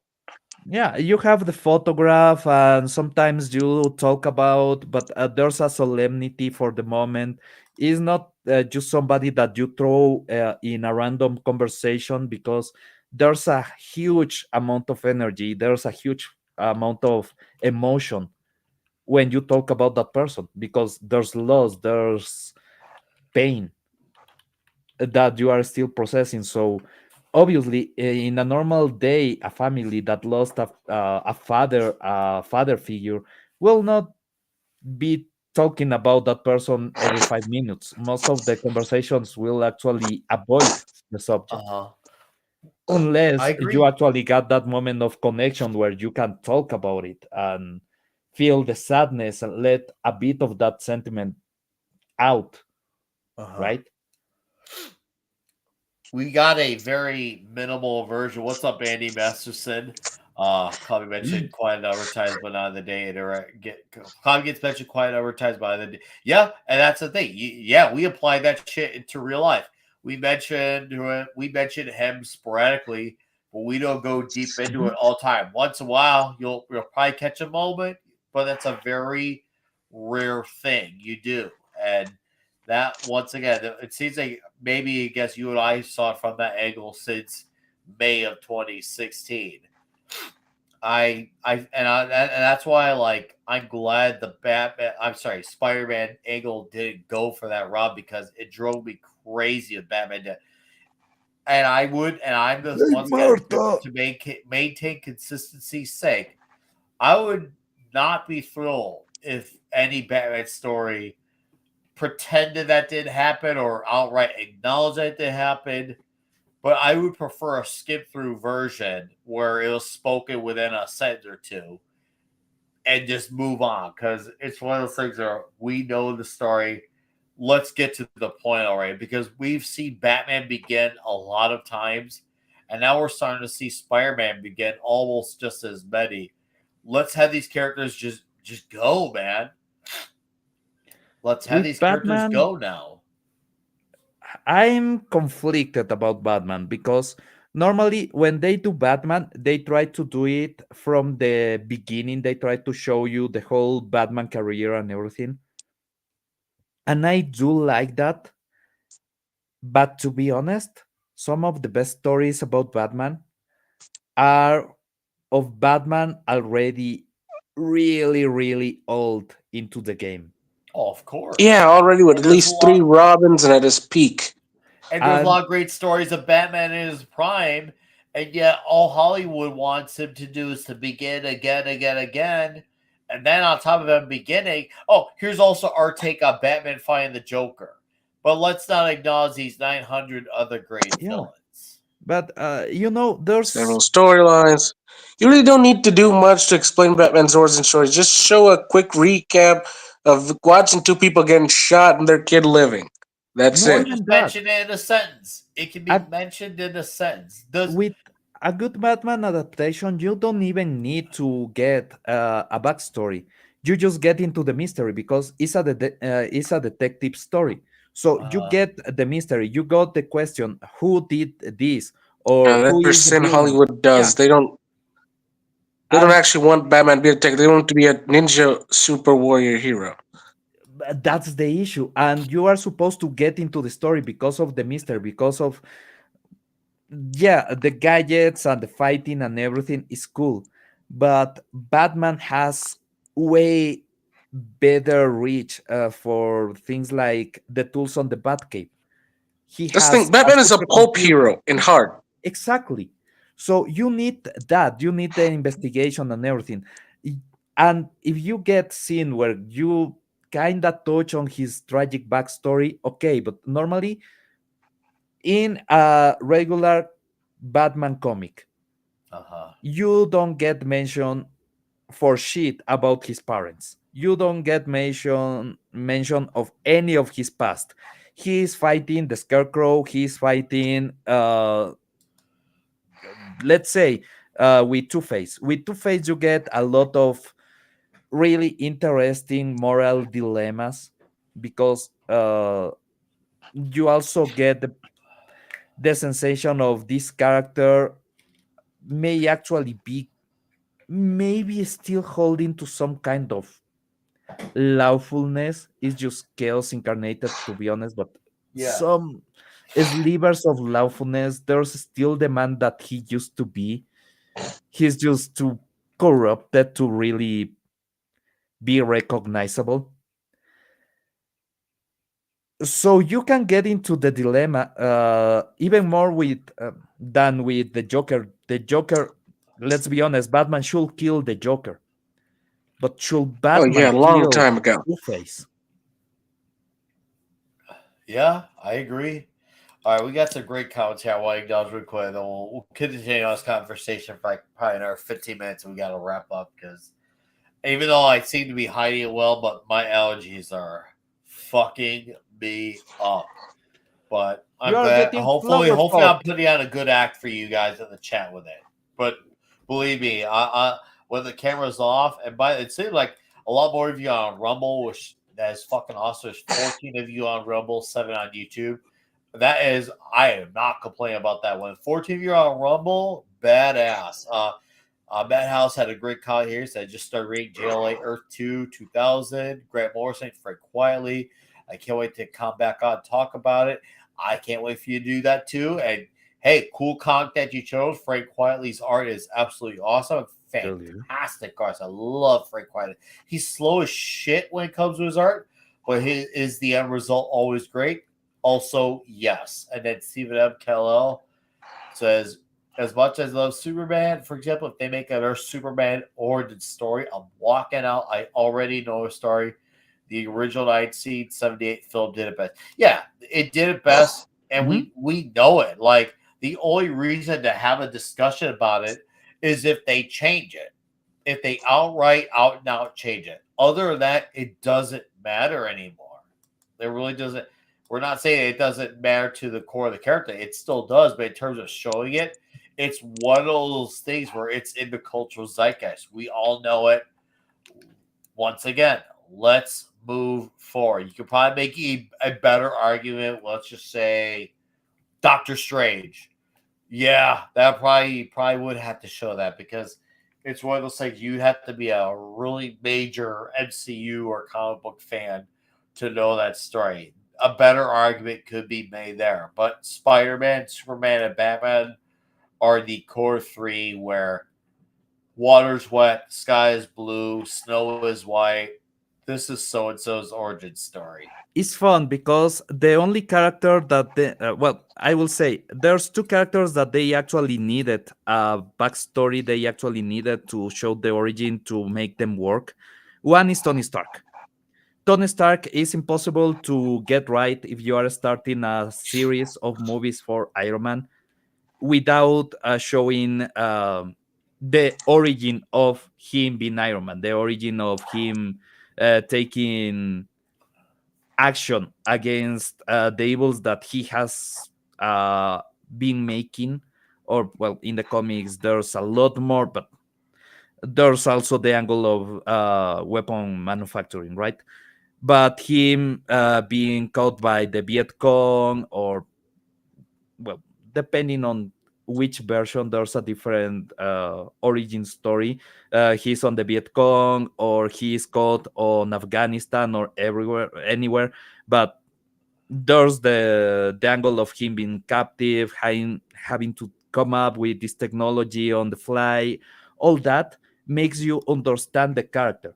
It's like watching the origin story for MacGyver. You know that MacGyver is MacGyver. He can do all this craziness. Iron Man can do all these machines and come with all these intricate plans to defeat the evil guy. Yeah, you need to understand that he's smart. You need to understand all that background, and showing him in the cave working in the Iron Man suit is perfect for that. But after that, you don't even need to think about the origin ever again. It's just he's a C-lister or a D-lister character, so Yeah, he was. You're right. you know the suit, but you don't know the man. The movie makes you understand the man at the beginning, and then they show you the suit, and you are content with the movie. For Superman, you know the origin. Is the origin for Goku? Is the origin for basically almost every character that No, is part of Superman came the first. Goku ripped him off. no, I mean it's an origin story that you have heard a lot of times because Dragon Ball copied that story obviously because Dragon Ball is from a lot later than Superman. But there's a lot stories that is just this is the guy that was saved from his world that was about to be destroyed, and now he's super powerful on Earth, and that story has been copied to oblivion basically. So you don't really need it. You need the context of Superman being a good guy, and that's it. And if you want to show about why he's a good guy, you don't go back to him leaving Krypton and getting into Earth. You just show a random conversation with Ma and Pa Kent about morals, about being a good guy, about helping the weak, and that's it. You don't need all the backstory. You just need the moral fundamentals, and that's his parents. A flashback. He learns about something important, and that's the core message of the movie, and that's it. Superman is easier. Yeah, except writers seem to have a way of making him harder to do, but that's a whole other can of worms because well, they don't know how to write and tell heroes, so that's their own Yeah. fucking fault for being retarded as shit like that. Holy damn, man! I tell And you're you, right, Pablo. Batman should have killed the Joker long ago. There's that conversation for a long, long time because at the beginning, Batman kills the Joker. No, it's yeah, but at the beginning, the Joker was actually, a clown. So him not actually being killed was actually except because you did his crap out of a sense of comedy that actually made some sort of sense and was joking in nature, so you could actually let it go. But nowadays, Joker just slices people off, kills people, grabs money, and sets us on fire while wrapped under the vaginas of dead rats. Look, the point is, modern Joker should have been killed long ago. Is have you ever read or the comics that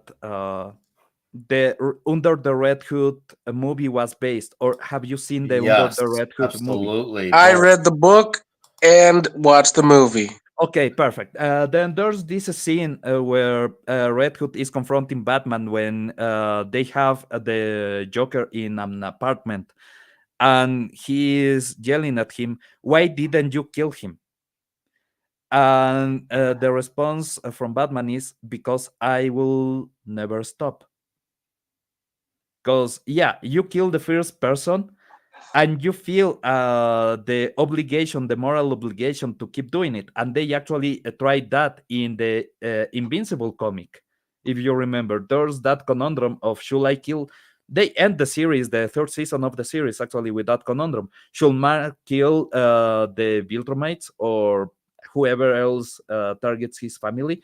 Well, with Batman is way more important because the Joker is a terrorist that is really efficient on killing people. His method I is mean, he really did simple. become the leader of the representative of Iran for a bit.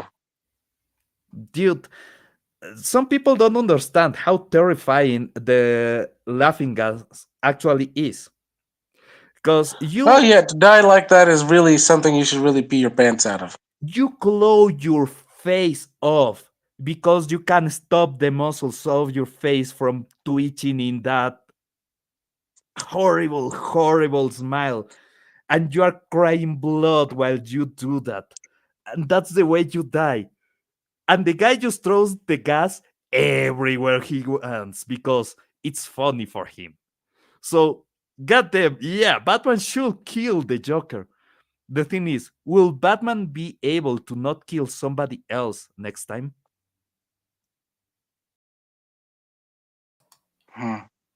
Yo, sorry, I don't know if you caught in the chat, put BRB, but I'm back. Yeah, no worries, man. We Okay, got cool. you. Yeah. I think he would. Who would what? My question is this, right? Because of the methods of the Joker, because of the crimes of the Joker is actually the deaths that the Joker produce are horrifying to a level that is almost unimaginable. It's a slow and terrifying death. Yeah. So there's a justification that Batman killing the Joker is actually a good deed because he's stopping a lot of people from dying from a torture that is impossible to imagine, right? Yeah, it's an interesting argument Yeah, where you go but with that. If he does kill the, let's just say he does kill the Joker, does that end the Batman story, or how do you continue a story like that no, once the he's done question the is, TV? will he morally, will he ever be able to not kill another person that does something as horrifying? Will Batman ever be morally free of the fact that know that he has chosen save peoples by killing somebody to go back to the morality of not killing anybody? Will that be possible? Because he has demonstrated by killing the Joker that the only way to stop the worst of evils from happening is by killing. And a lot of his villains have the potential to be the next Joker, to be the Uh-huh. next Uh-huh. horrifying evil. So will Batman ever be able to morally say, I won't kill this person? That's the question. That's the conundrum. Will Batman ever be able to stop killing or to contain himself from killing ever again? I must say that's a hell of a damn good angle. I wonder if, once again, Pablo. I say I wonder if I'm coming up with better ideas than the writers. I feel like I wonder if you're starting to come up with better angles too as well, man. Funny how these things are coming back around the second hour, but for different subjects. That's I don't want to say I'm against it, but I'm curious to see how the idea will be executed. But I don't want Superman to kill though. I don't want Super. I'm No, just no, gonna say that. Superman should never do that. Superman. If there's one, you not Superman. I will say if I could see that Batman exception, Superman is a no go. Full stop. Superman, No exception. there's two justifications for Superman killing. One is a merciful killing that is actually has happened in the comics, as I recall. Are you talking about the Uh, John Byrne situation that I pretend never yeah, happened? Yeah, for but me that was John Byrne's biggest flaw. yeah, sadly, but there's ways to actually make it interesting because let's say that Superman has to choose between killing this guy that, if is not killed, will blow up and eradicate half of the planet. Well, now Superman has two objectives. And by the way, the guy is crying that he doesn't want to kill all these people, that he wants to die. No, Superman has the moral obligation to basically kill this man, and it's not a terrible killing. It's actually a killing that is being done for mercy, but for the guy that is wanting not to become a weapon and kill all that people, and all that people that is being saved by killing this guy. So no, there's a story where you can actually tackle Superman having to kill because of a situation that is unavoidable. For me, I get that point. For me, Superman is the definition of there's always another way. And for that type of thing, he would find another way. Could you call it convenient angle? Sure. But do I call it the Oh, Superman there's a angle? lot of Also, that on yes. Superman. I feel Superman is like that, basically a that would Deus be Ex the. Machina. I feel like he would find another way when it comes to a character like that. And maybe that could come back to, I'll admit, that's a Superman bias, but because that's how I know that's who Superman is at his core, that's for me, that's an angle where he always have another way to do. It's the same thing with Zod. Yes, he was in a tough position with Zod. Yes, there's people there. Yes, there were split second decisions. He still had another way. He still had not just another way, he had several other ways. Now, obviously, even if you take out the Zack Snyder angle on it, which I will happily do for the minute of this thing, they could have done something better, but because it was Superman, they wanted to Yeah. add that level of controversy, that level of let's get the polarized reaction. But I guess, hey, chat, let this be proof that we are not an echo chamber with our thoughts here. We are not. Pablo has his entertaining thoughts, and we got to entertain that. I don't know. Do we got anything else we got to entertain really quick before we'll call it a night? What's up, Comic Relief Crusader? Do we got anything else we got to add, dudes? To be honest, not that much. I will say there's a couple of comics that I'm interested in Ooh. reading this week. Talk about it real quickly. Talk about it. Just that the Shadow of the Golden Crane, I'm reading it today, man. I'm not even waiting after the show. I'm reading it because, yeah, it gets me quite intrigued. Hellboy is back, has been back for a few years now. There's not much talk about Hellboy, and that's worrying me because normally Hellboy comes out, it's fucking good and everybody loves it, and it's fucking trash and everybody hates it. This in between of nobody talking about it, kind of worrisome. Also, I saw there's a couple of issues of Battle Beast that I have missed, and if you are Invincible or the Battle Beast title? Battle Beast has his own title. That's not starting till May. The first issue got pushed back a month. Really? Yeah. So you're good. I You're thought they not were behind out. at all. You're not behind at all. You're not behind at all. That's great. So now it's on me to make sure I catch up on some Invincible for you. So now, if anything, the pressure's on me now. Oh yeah. So I will make sure I get some Invincible read in time for next week. So with Vince, have you looked at the Bike Rush? Not yet. I'm gonna wait about till a trade's worth of issues come out before I really take any strong look at that. But please keep me updated on that, Vince. I would like to hear your monthly scenario as we go along. Next week, obviously, we'll be here. We will talk the Great War of Separation from Chuck Dixon, Jack Herbert's Rippaverse book. We'll be having our guest, Rippa Guy. He's on Twix. He's a fairly popular guy in that particular corner. He's going to be a guest, and obviously he'll be very dominant in that conversation of the Great War of Separation. And I know Fenrir will read Hush too, whether it's good or bad. So I'll let guys like him have a rare moment of sounding off in case he likes it or hates it. So Fenrir, you consider this your hall pass. Your hall pass to talk about a potentially awful issue. If it's good, well, I guess you won't help yourself if it's good. But you have a rare hall pass to have a moment on this show. You'll have that for one time next week with Batman 158. Oh, okay then. Next week. All next right. week. First hour, Batman 158. I'd just like to reiterate that anything that happens that week at that time is Nick's fault. He freed the beast off the cage. Well, you're all witnesses. Yep. You will have a cutoff, though. Second hour is when we taught the Great War separation. But during that first hour, I will let you have a lot on the floor, okay? Yay. I know. He's like, I'm conflicted. This is my getaway. But at the same time, I like doing the rants. And I can tell you're very conflicted. I am.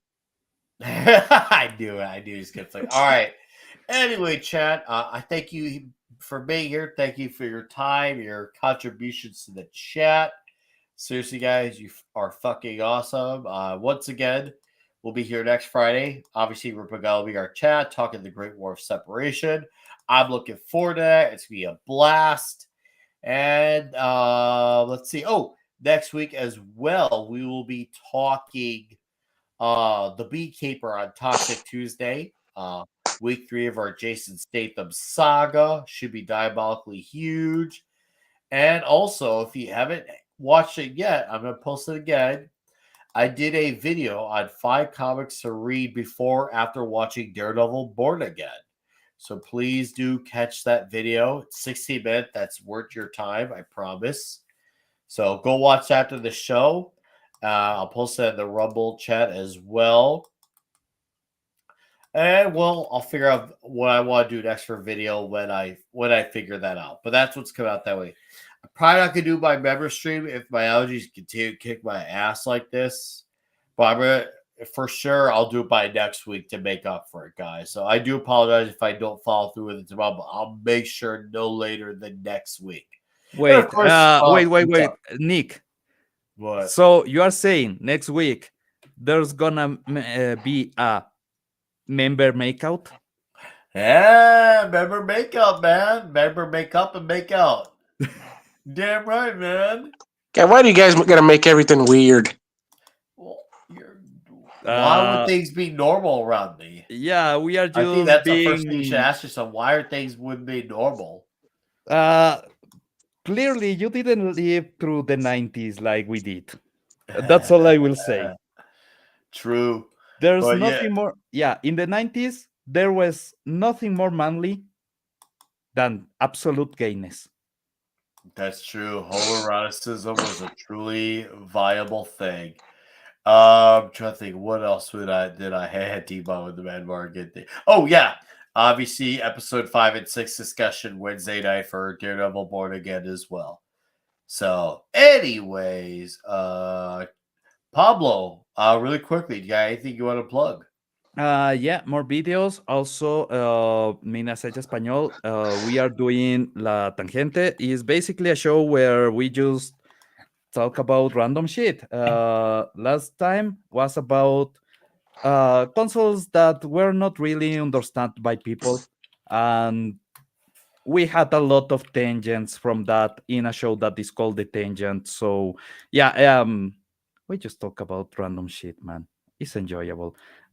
Is every Thursday at 6 p.m. Pacific time. Is mostly in Spanish. So if you guys want to come and hear a couple of guys talk about random shit, it's a good time. It's an enjoyable time. Cool. Yep. Excellent. Guys, was great being here, having a good talk. Fenrir, I have missed you, brother. You too, man. It is good hang out with Fenrir. Full homo, I by the way. agree. Yeah, full. That made me even better. Love Magic. it. Thank you, Pablo, sir. Have a great weekend. You're fucking awesome. I love having a good, deep engagement where you can both go head to head with the shit and really get each other thinking. Hell yeah, brother. That's what the good discussions are made of. All right, Fenrir, I plugged your story in the chat. Right here, guys, go check it out. Right click it for the Ko-Fi so you can check out a story. What do you got coming out, Fenrir? At the moment, really, I just got these two stories done. Part 1, part 2 of The Night of the Living Roman. I really don't want to say much because I feel like it will spoil a lot, but I really want you guys to check it out because this is the kind of stories that I've been working at and that I want to make in comic book or cartoon form. So I really would like everybody to check it out because I want some constructive criticism because you can only grow and become better from criticism. So please check it out. And if you're out there and cheap, maybe leave a couple bucks out there and a tip for a guy here, you can help a bit. What he's saying is that he needs you to go to his writing and just add a comment saying gay. You need to pay for that, so. Oh man, that's good. Okay, no need to do that, but still, just give a comment out there. Tell what you think. So, all right, man. Yeah, please check it out. Thank you, Fenrir. So, have a good night. Peace. And you too. All right, chat. You heard the man. All right, gents. Thank you guys for being here. Look for next Friday. It's gonna be diabolically huge. You all have a great night. And I will see you all either tomorrow, if not Monday. Goodbye, good fight, good night. I smell horse shit! It's horrible! But I can smell it!